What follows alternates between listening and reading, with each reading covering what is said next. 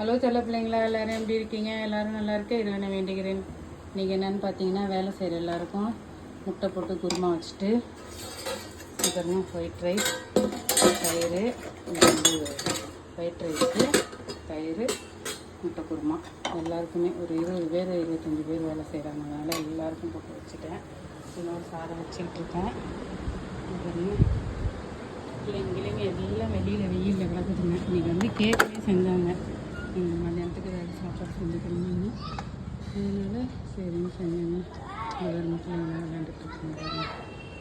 இன்னையோட உங்களுக்கு வேலை முடியுது. இதுக்கப்புறம் எப்போ வருவாங்கன்னு தெரியாது.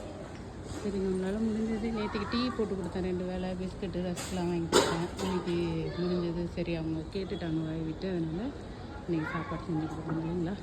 நீங்களும் முடிஞ்ச வரைக்கும் உங்களால் எல்லாருக்கும் யாருக்கெல்லாம் முடியுமோ அவங்களுக்கு ஒரு வேளை உணவு கொடுங்க, நல்ல ஒரு துணி எடுத்து கொடுங்க. அந்த தர்மம் நம்மளை தலைக்காட்டும் இல்லைங்களா.